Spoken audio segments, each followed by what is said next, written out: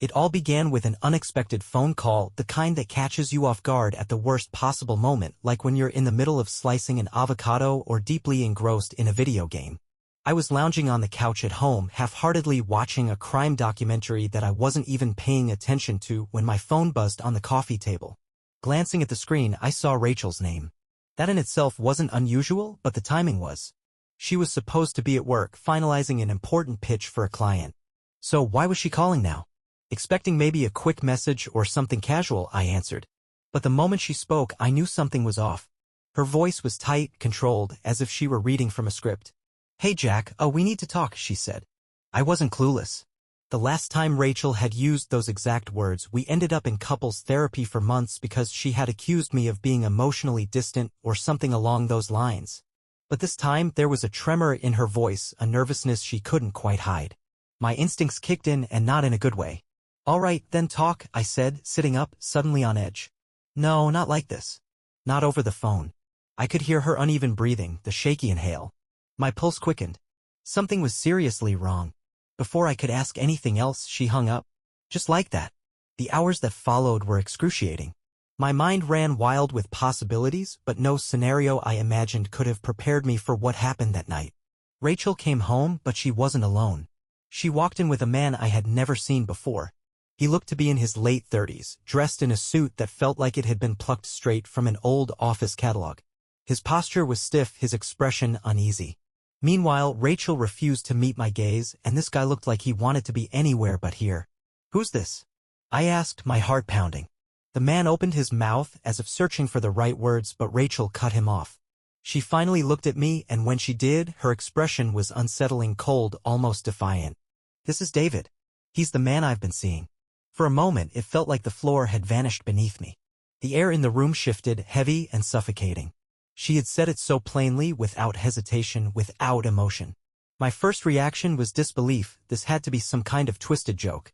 But David's downcast eyes, his hands shoved deep into his pockets, and Rachel's unwavering stare told me it was real. "Wait, what?" My voice cracked under the weight of confusion, anger, disbelief. Rachel didn't waver. "We've been seeing each other for about a year," she continued, her words disturbingly rehearsed. She had planned this conversation, gone over it in her head countless times. Then she said it. The words that twisted the knife deeper. I think I love him." A wave of nausea hit me. My emotions surged, not just anger at her, but frustration at myself. How had I missed this? The late nights at the office, the new friends she never introduced me to, the sudden effort she put into her appearance. The signs had been there all along, and I had ignored them, blind to the inevitable. David finally looked up, and when our eyes met, something in his expression shattered the last shred of my restraint. It wasn't guilt. It was pity. I saw red. "Get the hell out of my house," I snarled, stepping toward him. David flinched, and for a brief moment, I thought he might actually bolt for the door. But Rachel quickly moved between us, her stance firm, her eyes sharp. She wasn't afraid, she was bracing for a fight. "Jack, just stop," she said, her voice steady. "This isn't about you losing control." She shot a glance at David before turning back to me. "He's staying. We need to talk." I couldn't believe what I was hearing. My chest tightened, fury burning just beneath the surface. "He's what?" My voice was raw, disbelief turning to outrage. "You bring your affair into my house, and now he's staying?" I pointed at David, my hand trembling. "Get out, or I swear a..." Rachel pressed a hand against my chest. It wasn't affectionate. It was firm, like she was holding back a wild animal. "You're not in charge here, Jack." "Not anymore." That hit harder than any physical blow. In that instant, the power balance shifted. The woman I thought I knew had just revealed a side of herself I never imagined, calculated, detached, completely done with me. David took a step back, mumbling something about waiting outside, and quickly disappeared through the door like a shadow. Now it was just the two of us, standing in the wreckage of what used to be our relationship. "Why?" The word barely left my lips, my voice nothing more than a whisper.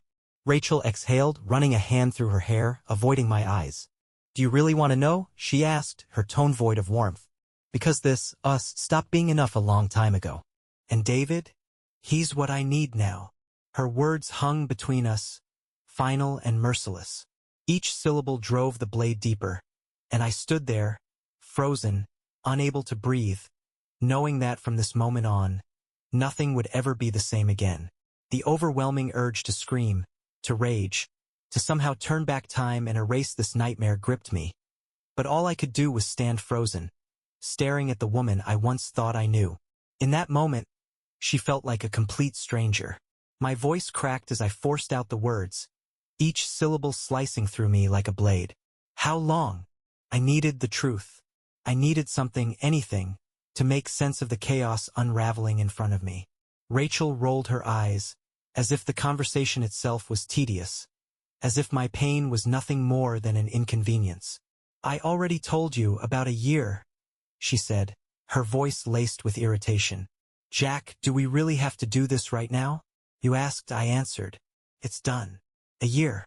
An entire year. That meant while we had gone on that romantic getaway to reconnect, she had already been sneaking around behind my back. Every time I had cooked her favorite meals, trying to bring warmth back into our home, she had been with him. While I had been making plans for our future, dreaming of starting a family, she had been somewhere else, living a different life. It felt as though someone had taken a sledgehammer to the past 11 years and shattered them into unrecognizable fragments.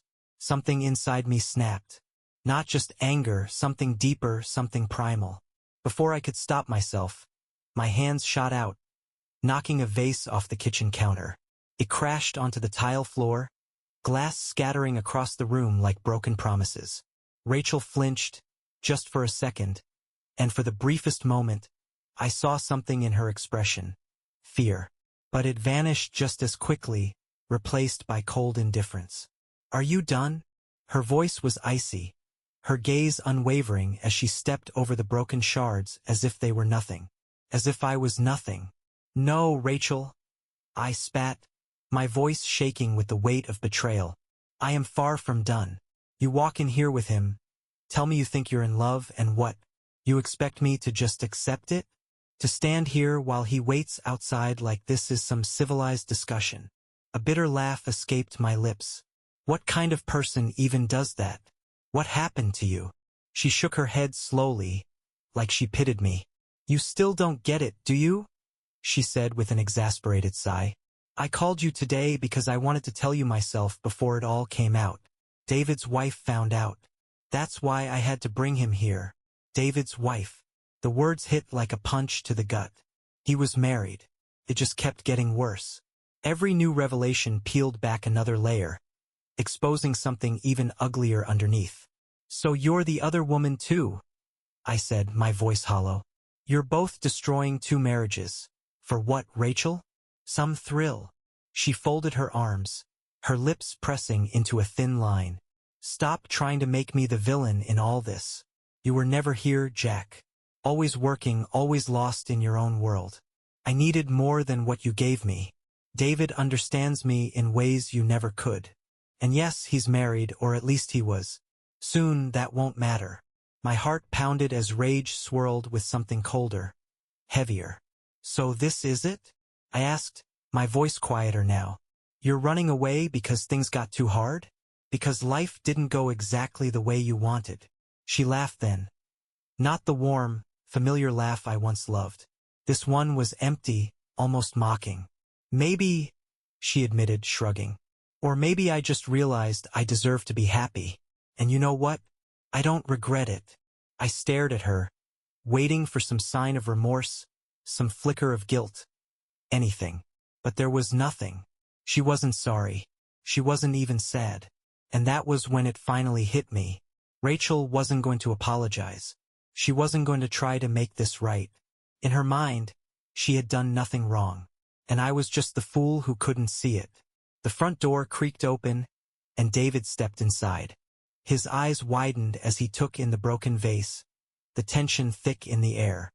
He glanced between us before speaking, his voice barely above a whisper. Is this a bad time? Rachel turned to him, and in that instant, I no longer existed. Her expression softened, her gaze warm in a way I hadn't seen in years. No, it's fine, she assured him, her voice gentle, comforting. She moved toward him, placing her hand on his arm like it was the most natural thing in the world. Like they had already built something together, something that had nothing to do with me. Something inside me fractured beyond repair. This wasn't just betrayal. This was erasure. She wasn't just leaving me. She was rewriting our story while I stood there, holding the torn pages of our life together. I grabbed my keys from the table, the cold metal digging into my palm. "I'm leaving," I said, my voice barely steady. "And when I come back, I want you both gone. Do you hear me, Rachel? I want you out of my house." She didn't respond. She didn't even look at me. Her eyes stayed on David as if he was the only person who mattered. And that, more than anything, was the only answer I needed. The door slammed shut behind me, the sound reverberating through the empty hallway.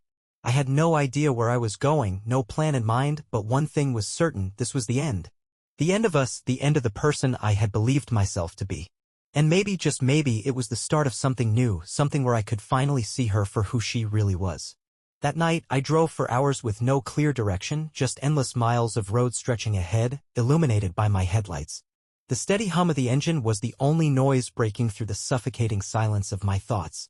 I had nowhere to go, no idea how to process the mess I had just walked away from. Rachel's cold, detached words, the sight of David standing in my home, it all played in my mind on an endless, torturous loop.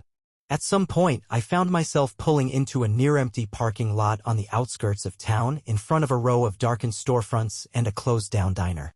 I shut off the engine and leaned back against the seat, the darkness surrounding me like a heavy shroud.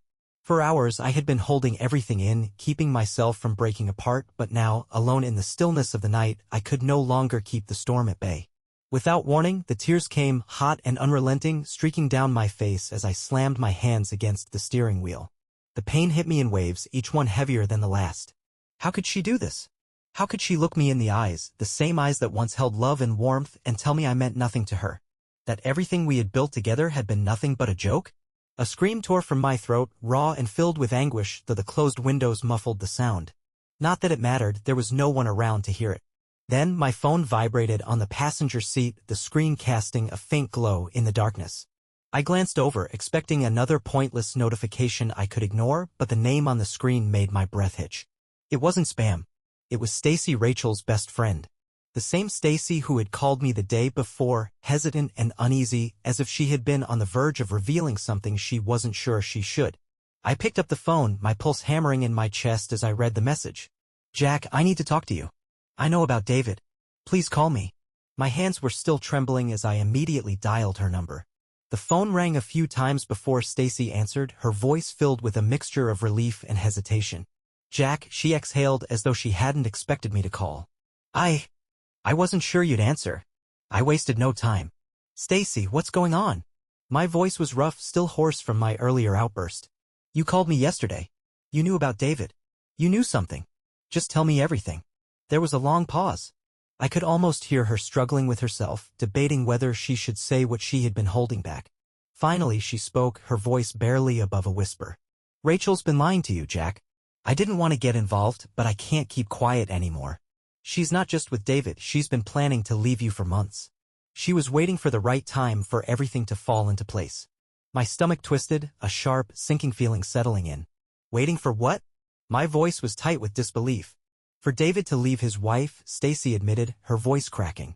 "She wanted to be sure he was serious before she blew up your life. But Jack, it's worse than you think." She hesitated and I could hear her swallow hard before continuing. "Do you know why my wife, who cheated on me with a married man 7 years ago, called me out of the blue? Because that man's wife reached out to her. That's how I found out, and that's how I realized something. Rachel has done this before." My grip on the phone tightened, my knuckles turning white. "What are you saying?" I managed to force the words out. 7 years ago, Rachel was involved with another married man. His wife contacted me, completely shattered. At the time, I thought it was just a crazy accusation. But now, after seeing her with David, after putting the pieces together, it all adds up. Stacy's voice wavered, as if she could hardly believe what she was saying. "Jack, she never stopped. She just found someone new." A numbing cold spread through me, radiating from my chest out to my fingertips. 7 years ago, that was when things between Rachel and me had first started to shift. I had chalked it up to stress, to work, to the usual rough patches that every couple faces. But I had been blind to the truth. All this time, she had been living a lie, weaving a web of deception around me. "Why didn't you tell me?" I finally whispered. "Because Rachel is my friend," Stacy admitted. "I thought she had changed. I thought she wanted something real with you. But I can't cover for her anymore. Not after seeing what she's doing now. You don't deserve this, Jack. You deserve the truth." I didn't respond. Couldn't. The words were hollow in my ears, echoing in a space already too full of betrayal.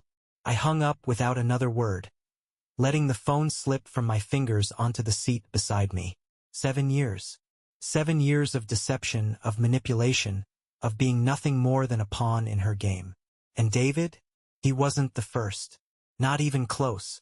The air inside the car felt thick, suffocating. I needed to escape, needed to feel something real. I shoved the door open and stepped out into the cold night, gulping in the crisp air. I needed to breathe, needed to feel anything other than the crushing weight of what I had just learned. The night sky stretched above me, its countless stars indifferent to the storm raging inside me. As I tilted my head back, my thoughts swirled, fixating on how many more secrets Rachel might have kept from me. Had my entire life been built on lies? A realization struck me then, sharp and undeniable. The grief, the fury, the sense of betrayal that had been weighing me down suddenly crystallized into something else. Clarity. I refused to let her manipulate me any longer. I wouldn't remain the fool, lingering in the shadows while she continued living a double life.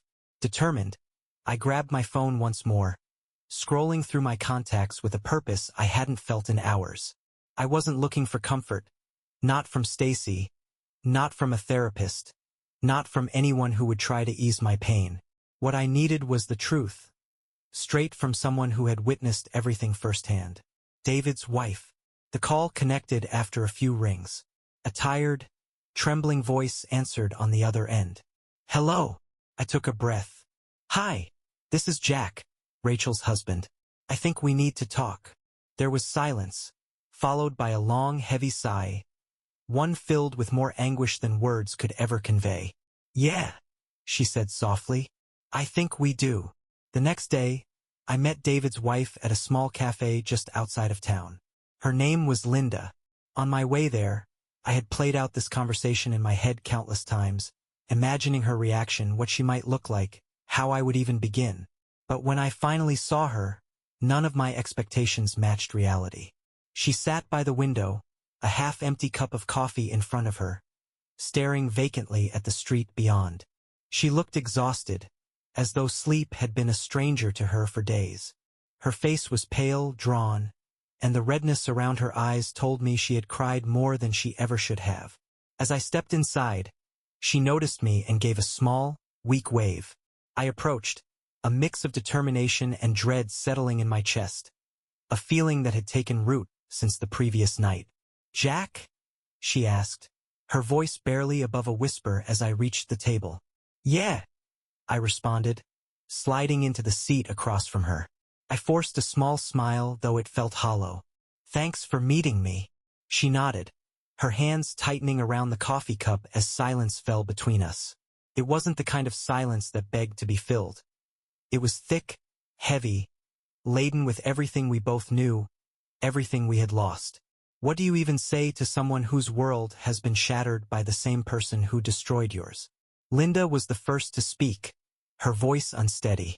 You know, she murmured, staring down at her cup. When I first found out about David and Rachel, I thought I was losing my mind. I kept trying to convince myself there had to be another explanation. But the truth always finds a way out, doesn't it? I swallowed hard and nodded. Yeah, it does. I inhaled deeply, deciding to be direct. Stacy told me about Rachel's past. What happened 7 years ago with another married man. I had no idea. Linda studied me for a long moment, as if searching for something in my expression. Then, with a bitter laugh, she shook her head. I wish I could say I was surprised, Jack. But when I found out about Rachel, I knew she wasn't new to this. The way David spoke about her, the way she acted, it was clear she had done this before. She knew exactly how to manipulate him, how to make him believe she was his escape. Her gaze dropped to the table, and I could see the pain written across her face. David thought she was different, she continued. He said she understood him in ways I didn't anymore. I don't think he ever realized just how much he was throwing away for someone who was just playing a game. My jaw tightened, rage rising again at the thought of Rachel's cold, calculated actions. how she had treated our life together as if it were nothing more than a piece in her twisted game. She did the same thing to me, I admitted, my voice low, barely controlled. She brought David into our home, and right in front of me, she said she thought she loved him, like it was nothing. Linda's eyes widened, the pain in them deepening. She brought him to your house? Her voice trembled with disbelief. I nodded, feeling that familiar cold fury coil in my chest. She did, I confirmed. She made me stand there and watch as she paraded him in, like he was some kind of trophy. I'll never forget the look in her eyes, like I was nothing more than something to be discarded. Linda shut her eyes for a moment, drawing in a shaky breath. I'm so sorry, Jack, she whispered. No one deserves that. I wouldn't wish this on anyone. For a while, neither of us spoke. The silence between us wasn't uncomfortable. It was shared, understood, heavy with the weight of betrayal we both carried. And in that moment, looking at her, I realized I wasn't as alone as I had felt. She had been deceived just like me. She had been lied to, used, left to pick up the broken pieces of a life that wasn't entirely hers to ruin. Finally, Linda broke the silence. Do you know what you're going to do? Her voice was barely more than a whisper. I exhaled slowly, shaking my head. I don't know, I admitted. Part of me wants to destroy everything she's built, and part of me just wants to walk away and never look back.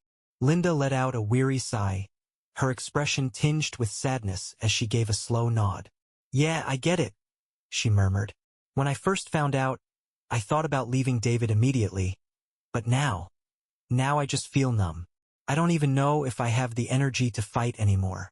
He keeps making promises, saying he'll fix things, but none of it feels real. His words are just empty. The idea of Rachel trying to make things right seemed laughable to me.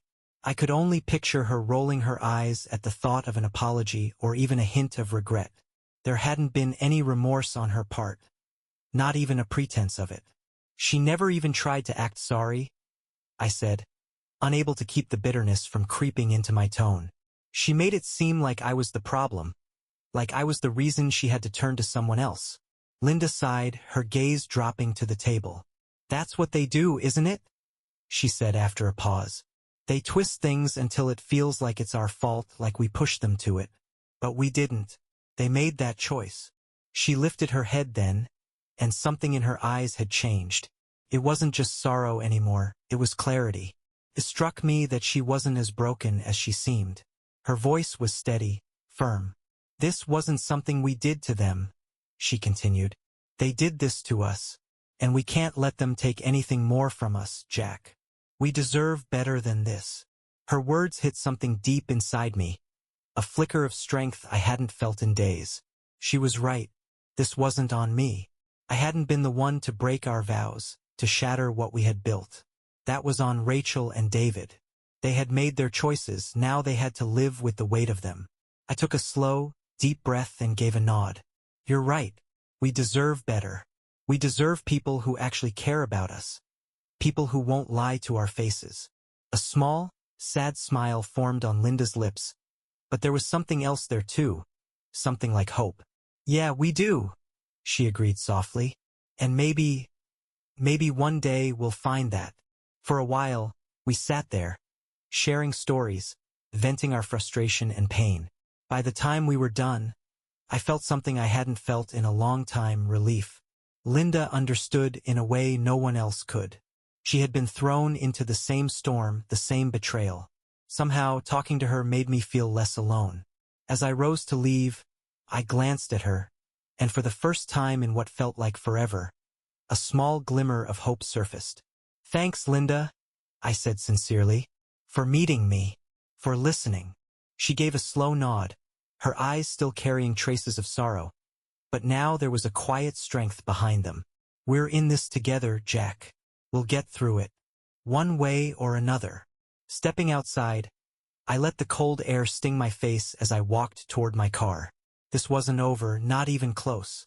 Rachel had torn my world apart, but I wasn't about to let her walk away without facing the consequences. And as I got behind the wheel, one thing became clear. I was done being a victim. It was time to take back control, to decide my next steps, and finally, to let go of the woman who had shown me just how little I had meant to her.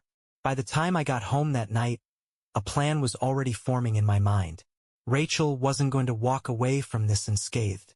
She had made her choices, and now it was my turn. She thought she could parade David around, mock the life we had built, and leave me to pick up the shattered pieces on my own. But she was wrong. As I stepped into the house, an eerie silence filled the space. For a fleeting moment, I wondered if she had actually listened, if she had packed up and left. But then I heard them.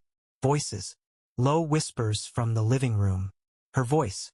His voice. My hands clenched into fists as I took a step closer, their conversation growing clearer with each stride. Rachel's tone was soft, reassuring. "It's fine, David. He just needed to blow off some steam. He'll come around. He always does." That was it. The final spark that ignited something inside me. She thought she had me figured out, believed I would keep playing my role, that no matter how many times she pushed me down, I would always crawl back. But she was wrong. Without hesitation, I pushed the door open. Both of them turned to face me. Rachel's eyes flickered with surprise for only a second before she quickly masked it, narrowing them in irritation. David, on the other hand, looked like he wished he could disappear, shifting uncomfortably beside her. "Jack," Rachel said, her voice laced with annoyance. "You're back already?" I ignored her, my gaze locking onto David. My voice came out calm, but there was no mistaking the edge in it. "You need to leave." David swallowed hard, his eyes darting toward Rachel as if waiting for some kind of reassurance. But she offered him nothing. After a beat, he gave a small nod, muttering something under his breath before practically rushing out the door. The front door clicked shut behind him. Now it was just me and Rachel, standing in the middle of a living room that had once been filled with warmth. I looked around, remembering the nights spent playing games, the lazy Sunday mornings, the laughter that used to echo through these walls. The house no longer felt like a home. It had turned into a battleground. "Really, Jack?" Rachel's voice was sharp, her arms folding tightly across her chest. "Are you seriously going to keep acting like this? You told me you were leaving." I stepped forward, my eyes locking onto hers, refusing to waver. "And you think you can just bring him into my house and expect me to walk away? You really believe I'm just going to stand by while you rewrite our past and make me out to be the villain? No, Rachel, you don't get to do that. You don't get to walk away that easily." She let out a scoff, her lips curling with disdain. "What are you even talking about, Jack? This is done. You and I, we're over. I've moved on. David and I cut her off before she could finish. "You and David? The two of you are a joke," I said, my voice no longer heated, but cold and controlled. "He's a coward, and you're just repeating the same mistakes, again and again. Stacy told me everything, about the affair 7 years ago, about the married man before him. This isn't new, Rachel. You weren't some lost soul in need of more. You're a liar, and you keep tearing people apart. For what? To feel powerful?" Her expression shifted, shock flickering across her face. For the first time, she had no quick retort, no well-crafted excuse. Her mouth opened, but no words came out. I didn't let her recover. "You don't get to twist this around and make it my fault," I continued, my voice rising. "You don't get to act like I pushed you to do this. You made these choices, Rachel. You lied, you snuck around, and you brought that man into my home. You created this mess. And now you don't even have the courage to own up to it." Her face flushed with anger, her glare piercing. "You think you were some perfect husband?" She shot back. "You were distant. You were buried in your work. You never made me feel wanted." A bitter laugh escaped me as I shook my head.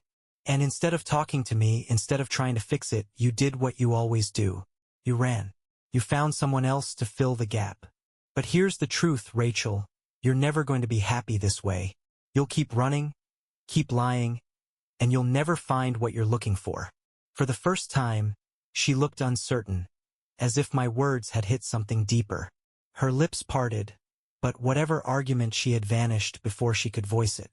The mask she had held so firmly in place slipped, and for a fleeting moment, I saw something else in her eyes, something close to fear. "You're wrong," she whispered at last, her voice barely audible. "David loves me. He understands me." I took a step closer, my tone softer but firm. "No, Rachel. David knows the version of you that craves excitement, the one who wants to feel needed. But he doesn't know the real you. And deep down, I think you know that too." Her gaze dropped to the floor, her arms slowly falling to her sides. The weight of everything she had done seemed to settle over her, pressing her down. I inhaled deeply, feeling an unexpected sense of calm. I had said everything that needed to be said. For the first time since this nightmare began, I felt a sliver of relief. This burden was no longer mine to carry. It was hers now.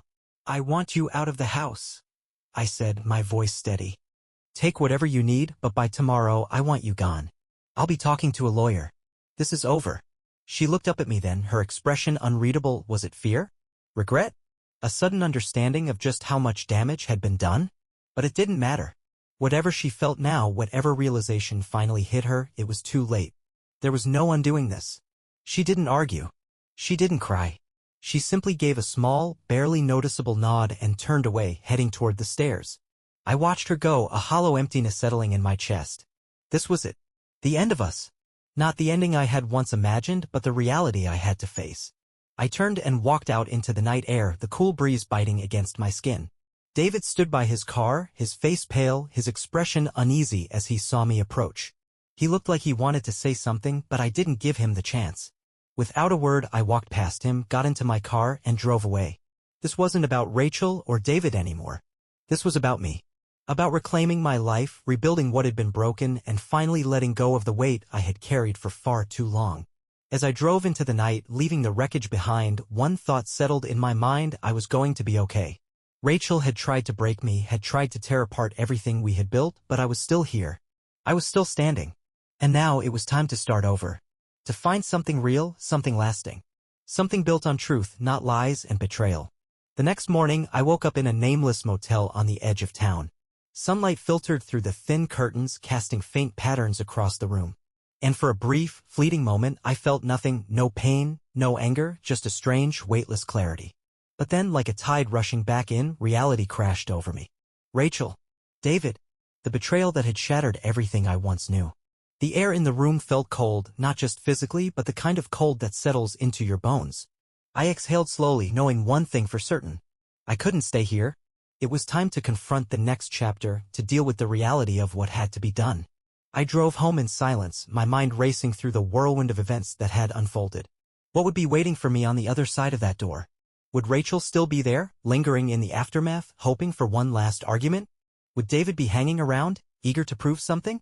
My grip tightened on the steering wheel, my knuckles turning pale as I braced myself for whatever was coming. As I pulled into the driveway, I immediately noticed Rachel's car was gone. The sight of the empty space where it had once been struck me with an unexpected hollowness, a void that seemed to resonate in the quiet of the morning. When I stepped inside, the house felt eerily lifeless. It wasn't just her absence that weighed on me, it was as if the essence of the place had vanished too, like the memories we had made here had evaporated overnight. By the door, a few boxes remained, filled with clothes, books, and other belongings she hadn't taken yet. I didn't bother sifting through them. Instead, I exhaled deeply and moved toward the living room, only to stop in my tracks. On the table, a single envelope lay waiting for me, my name scrawled across it in Rachel's unmistakable handwriting. A note. A knot formed in my stomach as I picked it up, hesitating for a moment. I considered throwing it away without reading, but curiosity won out. The paper crinkled loudly as I tore it open in the silence of the house. Her handwriting, neat and deliberate, filled the page, and I forced myself to take in her words. Jack, I know there's nothing I can say to make this right. Hurting you was never my intention, but I know that doesn't matter now. A part of me believed I could keep both lives separate, that no one would get hurt, but I see now how selfish and foolish that was. I won't ask for your forgiveness because I know I don't deserve it. I'm sorry for everything. For lying, for betraying you, for not being brave enough to tell you the truth when I should have. I hope that one day you might understand why I did what I did, even if you never forgive me. Rachel. I crumpled the note in my fist, the words struggling to take hold in my mind. She wanted me to understand? The sheer arrogance of it nearly made me laugh.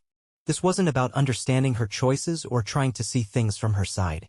She had shattered everything we had built, destroyed it completely. And for what? A fleeting moment of excitement? A craving for something different? I let the note fall onto the pile of boxes she had left behind, dismissing it for what it was, her feeble attempt at an apology. A few empty sentences that did nothing to erase the damage she had caused. I turned away, refusing to let her take up any more space in my thoughts. She was gone. That was all that mattered now. With Rachel out of my life, reality came crashing in. There were steps I needed to take, things that had to be sorted. A lawyer had to be called. Our shared accounts, our possessions, every thread that had woven our lives together had to be unraveled. The thought of it was overwhelming, but beneath it there was also a sense of relief. It felt like reclaiming a part of myself that had been lost for too long. I scrolled through my phone until I found the contact I needed, a divorce lawyer I had heard good things about. My thumb hovered over the call button, my stomach twisting. This was the final step, the point of no return. After this, there would be no fixing things, no second chances. But that possibility had died the moment Rachel had brought David into our home. With a deep breath, I pressed the button and lifted the phone to my ear. The ringing filled the empty room until a professional voice answered on the other end. I kept my tone measured and detached as I explained the situation. The lawyer listened, asked a few clarifying questions, and by the time I ended the call, I felt a weight lift off me. This was the right decision. I couldn't keep holding on to the remnants of a life that no longer existed. It was time to move forward, to build something new, something that was mine alone, free from the lies and betrayals of the past. The rest of the day passed in a blur. I packed up Rachel's things, shoving clothes into boxes without caring if they were neatly folded. A sense of urgency drove me forward, a need to purge every trace of her from the house. By the time I was done, the living room was stacked with neatly labeled boxes, each one containing the last fragments of what had once been our shared life. I picked up my phone again, this time to call a moving company. I arranged for them to pick up the boxes and deliver them to her new address. She hadn't told me where she was going, but Stacy had. It felt fitting, Rachel disappearing without a word, leaving me to handle the loose ends. That night, as the final box was hoisted onto the moving truck, I lingered in the doorway watching as it disappeared into the darkness. The taillights faded, swallowed by the night, and at last, the house belonged to me again, silent, empty, and waiting for a new beginning. Stepping inside, I shut the door behind me, and for the first time in what felt like an eternity, a sense of peace settled over me. The weight of secrets no longer lurked in the shadows, and the lies that had once clung to every corner had finally dissipated. Rachel was gone. Yet I remained. Still standing. Still here. Still ready to move forward. I made my way to the fridge, grabbed a cold beer, and sank onto the couch. As I sipped, I gazed out the window at the vast, star-speckled sky. The silence wasn't suffocating anymore, it didn't echo with loss. Instead, it felt like possibility, like a clean slate. This emptiness didn't remind me of what had been taken from me, but of what I could build. A life of my own, one shaped by my choices. My thoughts drifted to Linda, her expression in the cafe, the mix of pain and resilience in her eyes. We had both been betrayed, both left in the wreckage of someone else's selfish decisions. But we had survived. And maybe, just maybe, we could find a way to move forward. To build something real. Something honest. I took another sip, the crisp bitterness of the beer a sharp contrast to the warmth spreading in my chest. The future remained uncertain. I didn't know if love would find me again, or if I even wanted it to. But what I did know was this: I was free. Free from deception. Free from a marriage that had crumbled long before I recognized the fractures.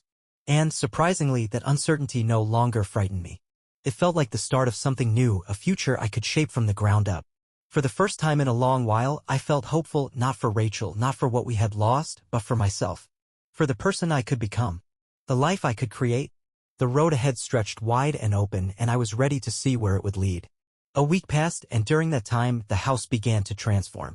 I painted the walls with fresh coats of color, threw out the old couch Rachel had adored, and replaced it with something sleek, something that felt like me. I bought new dishes, swapped out the bedsheets, and discarded the throw pillows she had once insisted on. Each change marked the end of what had been ours, and with every adjustment, the space felt less like a relic of the past and more like my home. It was cathartic, a way of reclaiming my life piece by piece. One evening, just as I had finished painting the guest bedroom in a cool shade of blue, a knock sounded at the door. Wiping my hands on a rag, I frowned. It was late, and I wasn't expecting anyone. For a brief moment, a flicker of irritation shot through me. Was Rachel back to stir up more chaos? But no, that wasn't her style.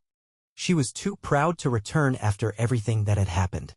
When I opened the door, it wasn't Rachel standing there. It was David. He looked terrible. His face was pale, his eyes rimmed with exhaustion as if sleep had evaded him for days. He stood on my doorstep, hands shoved deep into his pockets, staring at me as though he wasn't entirely sure why he had come. A surge of anger tightened my jaw. This was the man who had stolen Rachel away, the man who had stood in my living room as if he had any right to be there, the man who had once looked at me with pity in his gaze. At last, he spoke, his voice hoarse and unsteady. "Jack, can we talk?" Every instinct told me to slam the door in his face, to tell him to get off my property and never come back. But something in his expression gave me pause. There was no smugness now, no arrogance. Instead, he looked broken, lost, desperate. I hesitated, then stepped back, leaving the door open just enough for him to decide whether to enter. He hesitated too, glancing around as if expecting Rachel to materialize from the shadows. Then, finally, he stepped inside. We stood in the living room, the air thick with unspoken words, the weight of past betrayals pressing between us. "What do you want, David?" I asked, my tone cold and unwelcoming. I had no patience for pleasantries.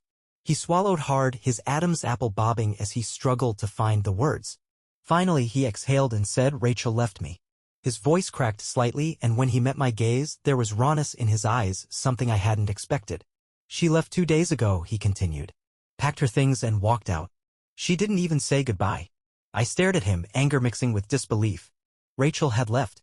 The thought was almost surreal. After everything, after the destruction she had caused in both our lives, she had simply walked away.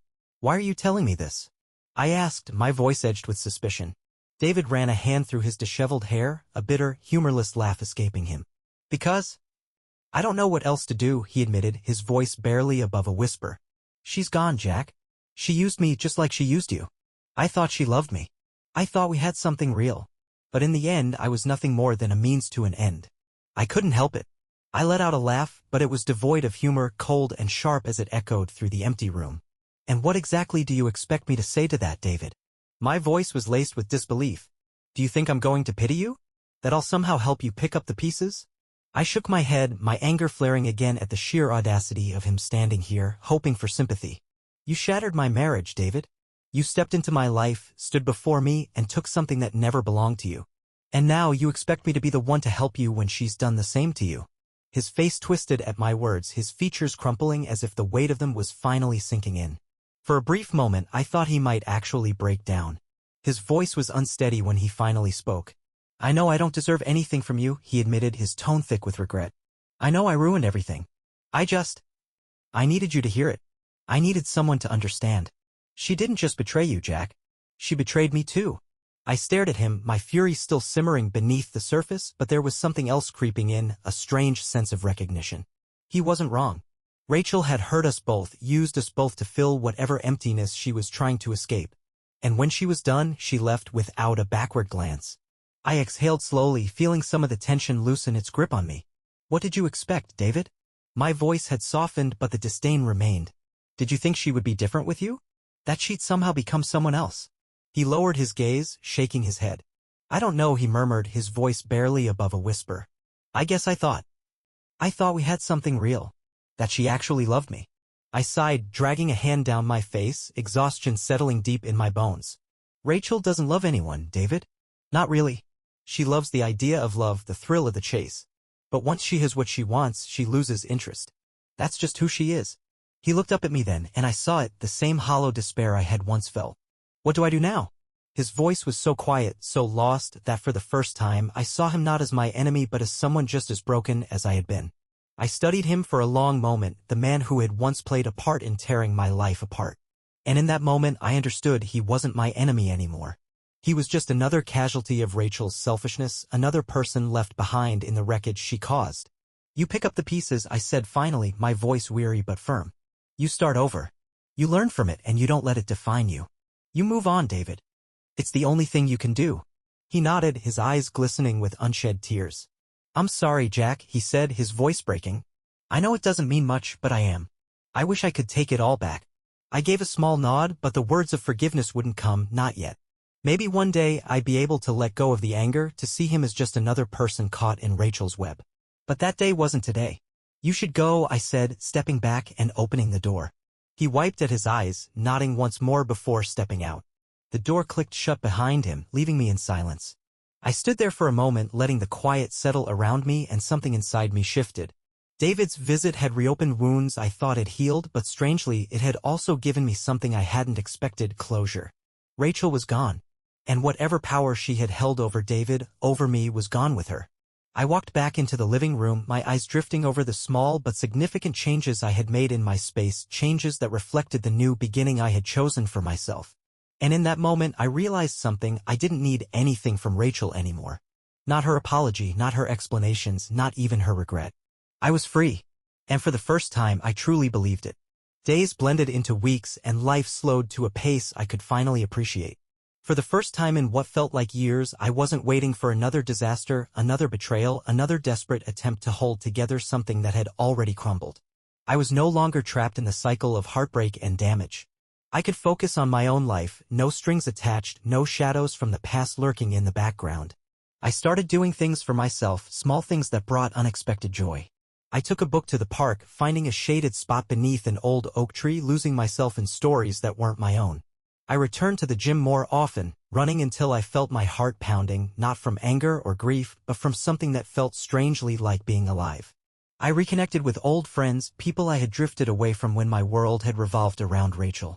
They welcomed me back without hesitation, without judgment, as if no time had passed at all. It was like stepping into fresh air after being stuck in a room full of smoke. Even my home reflected the changes within me. The pictures of Rachel and me were gone, replaced by new artwork, bold, abstract pieces, full of color and energy. They weren't reminders of the past, they were symbols of possibility, of a life that was finally my own. I converted the spare room into a small studio, setting up an easel and picking up a paintbrush for the first time since my college days. My strokes were rough, my lines imperfect, but none of that mattered. It was mine. That sense of ownership, of creative freedom, was enough. One quiet afternoon, as I sat in the living room sipping coffee, watching the sunlight filter through the curtains, my phone vibrated against the table. Expecting a routine message, perhaps from a friend or a work email, I casually glanced at the screen. But instead, the sender's name stopped me. It was Linda. "Hey Jack, I've been thinking. Would you like to grab a coffee sometime? Just to catch up?" I stared at the message, feeling an unexpected warmth spread through me. It had been weeks since our last conversation, yet she had never been far from my thoughts. Every day, in some small way, I had reflected on our talk, on the connection we had forged through shared pain.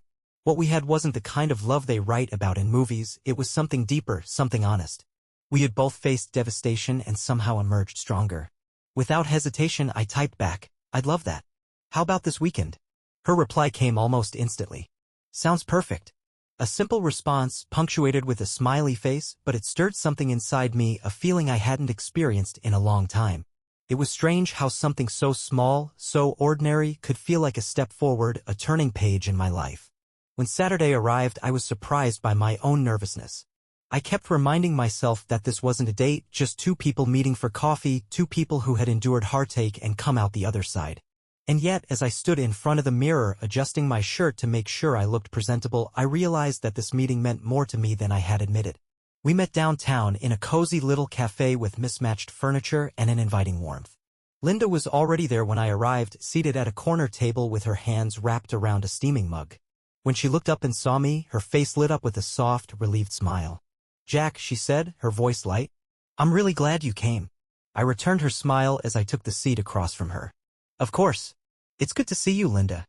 At first, we talked about the little things: work, hobbies, the books we were reading. Conversation flowed easily, and before long, I found myself laughing more than I had in months. Linda had a dry wit I hadn't noticed before, and there was something captivating about the way her eyes lit up when she spoke about her passions. Cooking, hiking, the art classes she had recently started. Eventually, as if drawn by an invisible thread, our conversation shifted, circling back to Rachel and David. But this time, it didn't hurt the way it once had. It felt like looking at an old photograph, something distant, something that no longer had power over us. "How are you holding up?" Linda asked, her gaze filled with genuine concern.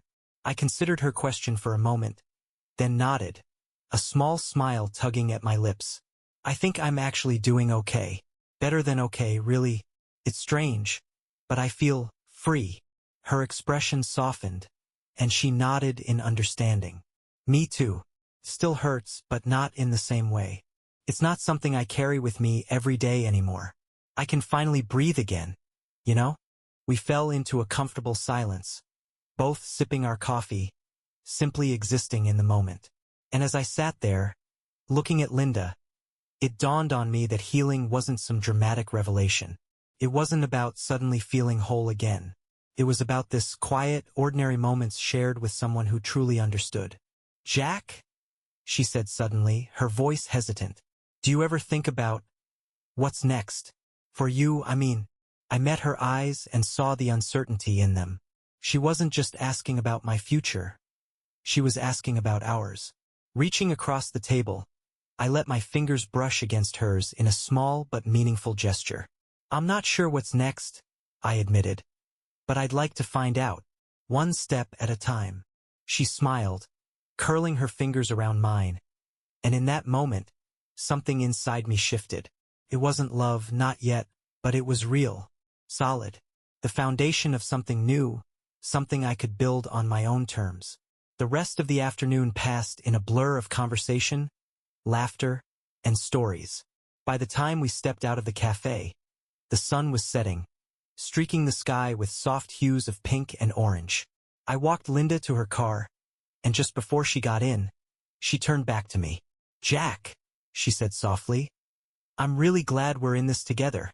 A warmth spread through me as I smiled. "Me too, Linda." She gave me one last look, a gentle smile lingering on her lips before she slid into her car and drove away. I stood there for a moment, watching the taillights fade into the distance. The evening air was crisp, the sky darkening, and as I took a deep breath, a sense of peace settled over me. Rachel had tried to break me, to strip away everything I was and leave me empty, but she had failed.